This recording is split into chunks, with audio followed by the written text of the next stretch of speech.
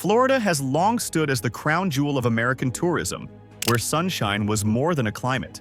It was a thriving economy. The Florida tourism industry powered a lifestyle built on warmth and leisure, as millions of retirees, vacationers, and international travelers, especially Canadian snowbirds, poured billions into local communities. Their spending turned beaches, golf courses, and condo towers into engines of prosperity that defined the state's identity and success.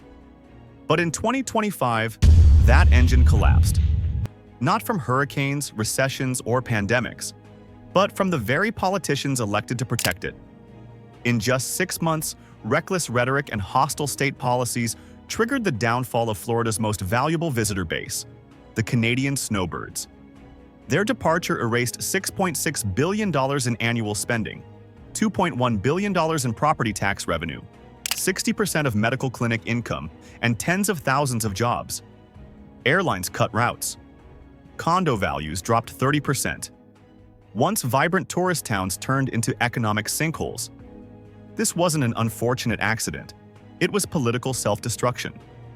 Florida's leaders believed domestic tourism could replace foreign income, but the math quickly proved impossible. The Sunshine State burned its own economy for ideological points, and the damage was irreversible. By early 2025, the cracks in Florida's tourism model became statistical avalanches. Warning signs appeared across every measurable indicator. Rental bookings from Canadians plummeted 31% in January compared to the same month in 2024. Property searches from Canadian buyers fell 45%, leaving realtors staring at empty inboxes once full of inquiries. Airlines, once reliant on steady Canadian winter traffic, reported a 38% decline in seasonal reservations. For a state built on predictable northern migration, these numbers weren't a dip. They marked an existential collapse. Officials dismissed it as temporary volatility, but within weeks, temporary became permanent. By February 15th, the Tampa Tourism Board confirmed the nightmare scenario. Nearly all Canadian snowbird bookings for winter were gone. The economic fallout arrived fast. Roughly $6.6 billion in household spending vanished within half a year. And this wasn't casual tourist money. Each Canadian household contributed about $33,000 per 6-month stay into local economies through restaurants, car rentals, medical visits, golf, and maintenance. Replacing one Canadian snowbird household required 28 American families visiting every year. Since the average domestic tourist spends just $1,200 per week, the math for Florida's tourism recovery was impossible. Multiply that spending gap across 500,000 Canadian snowbirds, and the state would need roughly 14 million additional American families visiting every year to compensate. That level of demand simply doesn't exist, and no marketing campaign can create it. Real estate became the first and most visible casualty of the collapse. Seasonal properties that once sold in days began flooding the market.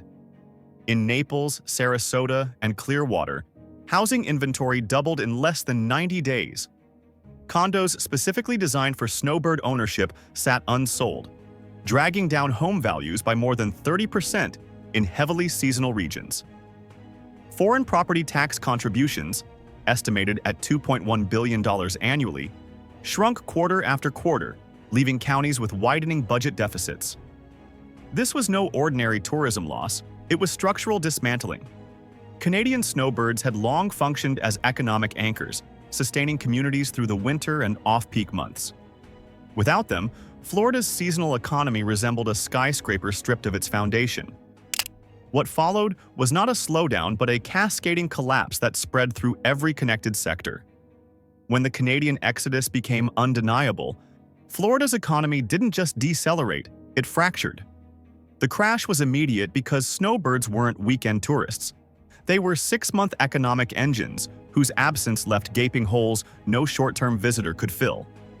Real estate was the first domino to fall. By spring 2025, condo listings in Sarasota, Naples, and Clearwater surged to levels unseen since the 2008 financial crisis. In Lee County alone, active listings jumped 82% in just 3 months, fueled almost entirely by Canadian sell-offs. prices in highly seasonal communities fell 30%, while rental markets imploded as landlords, once reliant on dependable snowbird tenants, faced vacancy rates exceeding 40%. Florida's counties collectively lost $2.1 billion in property tax revenue as foreign ownership evaporated, a shortfall local buyers couldn't begin to replace. Restaurants and retailers quickly followed the same downward spiral. Canadians were known for long stays and consistent spending, accounting for as much as 35% of revenue in Gulf Coast towns during peak months. By March, restaurant associations reported sales plunging 50 to 70%, triggering thousands of layoffs statewide. Retailers tied to tourism, gift shops, grocery chains, and golf suppliers posted their weakest quarterly results in decades. What should have been Florida's peak revenue season turned into its worst in modern history. Healthcare suffered an equally sharp collapse. Seasonal visitors once scheduled surgeries, dental procedures, and specialist appointments during Florida winters. In Broward County, outpatient centers reported patient volumes down 60%, wiping out entire service lines. Clinics that had expanded to meet snowbird demand were suddenly running at half capacity. With some contractors forced into bankruptcy protection, Florida's construction sector was the next to collapse. Canadian homeowners had historically spent heavily on renovations, property upgrades, and maintenance services that kept local builders thriving.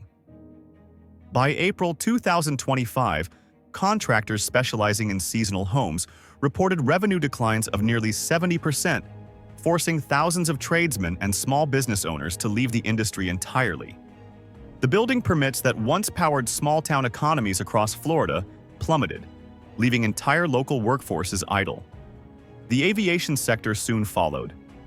Airports like Tampa International, Orlando Sanford, and Southwest Florida International had all expanded terminals anticipating continual snowbird inflows. When demand evaporated, airlines slashed 40% of routes connected to Canadian hubs. Regional airports saw passenger volumes collapse by nearly 3 million seats per year, triggering layoffs, service reductions, and terminal closures. Rental car agencies were left with bloated inventories, liquidating thousands of vehicles at auction to stay solvent. Florida had built its economy around one powerful engine: long-term Canadian residents. And when that engine failed, every dependent system broke down alongside it. But the collapse didn't stop at Florida's borders. It created a global opportunity for competing destinations to seize what Florida had lost. As the state's economic and tourism losses deepened, international rivals acted quickly, transforming a regional implosion into a worldwide realignment of winter travel worth billions. Portugal moved first. Within weeks of Florida's policy missteps, Lisbon launched targeted marketing campaigns across Toronto, Ottawa, and Montreal, promoting sunshine without hostility. The ads emphasized affordability, healthcare access, and a welcoming environment for retirees. The results were immediate. Canadian bookings to Portugal's Algarve coast surged 44% in early 2025, while real estate agencies reported a 52% spike in property inquiries from Canadian retirees. With average winter rentals at just $1,200 per month, roughly half the cost of Florida condo fees, Portugal offered the same climate and amenities for a fraction of the price. Mexico followed with equal speed and precision. The government streamlined its retiree visa process, allowing Canadians to obtain long-term residency within 30 days. Coastal hubs such as Puerto Vallarta and Cancun saw Canadian arrivals rise 36% year over year, with retirees spending an average of $24,000 per household each winter. Affordable healthcare sealed the deal. A complete medical and dental checkup in Mexico averaged $95, compared to thousands in out-of-pocket expenses in Florida.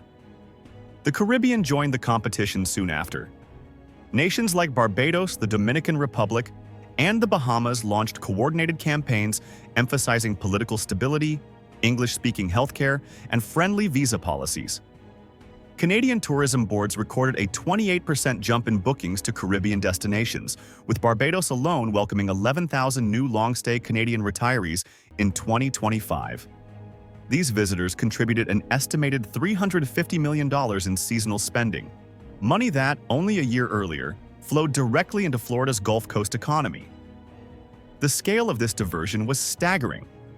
Collectively, Canadian retirees redirected more than $4.2 billion in winter spending to rival destinations within a single year. Florida, once synonymous with snowbird migration, had spent decades cultivating its image as the default haven for retirees escaping northern winters.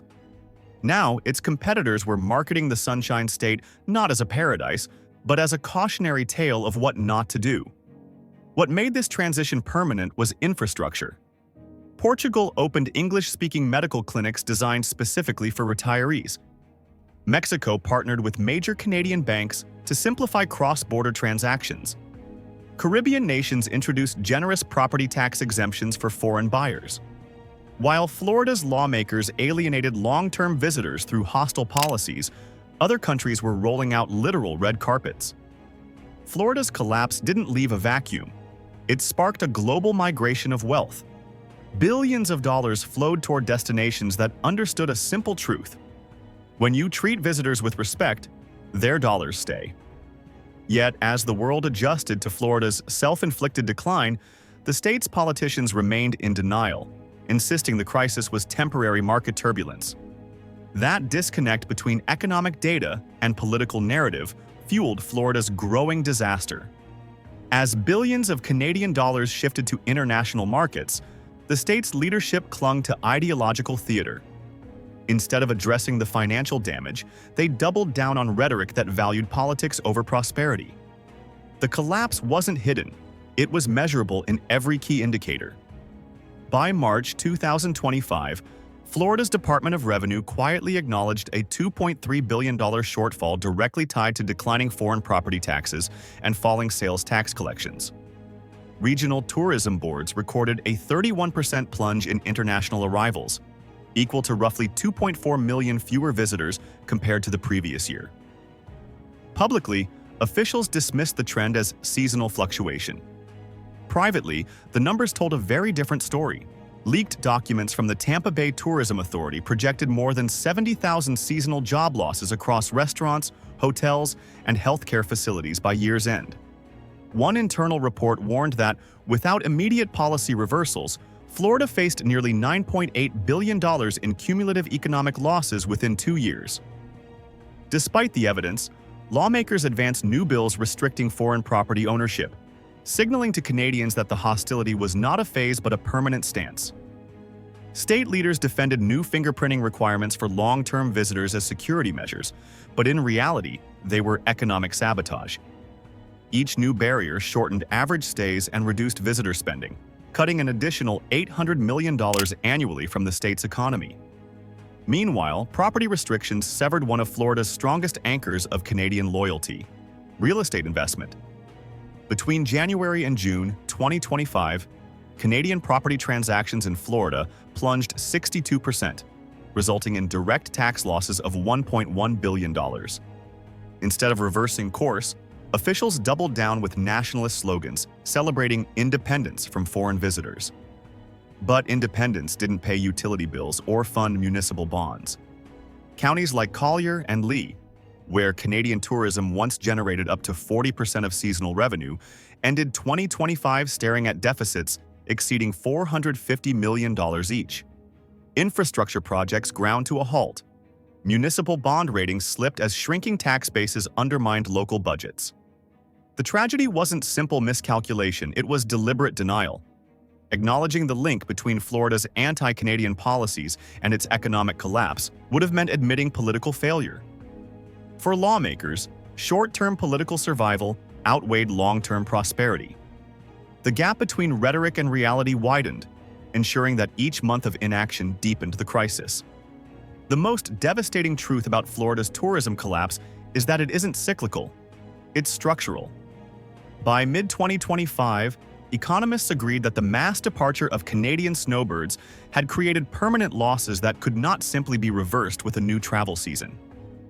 The exodus severed trust, dismantled infrastructure, and permanently rewired global tourism flows. The trust deficit itself became the largest barrier to recovery. For decades, Canadians had viewed Florida as a dependable winter refuge, a second home where familiarity and hospitality anchored billions in annual spending. Once political hostility made them feel unwelcome, they shifted their loyalty to destinations that embraced them, Portugal, Mexico, and the Caribbean, and reinvested in new homes, healthcare systems, and communities abroad. Reversing that migration won't take months. It would require years of consistent, stable policy to rebuild credibility. Yet by 2025, Florida's competitors had secured a decisive advantage. Canadian retirees redirected more than $4.2 billion in annual spending overseas. And once that money built roots in new destinations, it rarely returned. Stranded infrastructure compounded the state's crisis. Florida had expanded aggressively to meet the needs of seasonal demand. Airports like Fort Myers and Tampa International poured hundreds of millions into new terminals built specifically for snowbird traffic. But with Canadian arrivals down 38%, those investments now operated at half capacity. Municipalities remained locked into long-term debt obligations, even as the revenue needed to service them evaporated. By the summer of 2025, bond rating agencies downgraded municipal credit in Collier, Lee, and Sarasota counties as collective deficits topped $1.5 billion. Local tax bases eroded alongside real estate values. Canadian property sales plunged 62% year over year, stripping away roughly $2.1 billion in annual property tax revenue.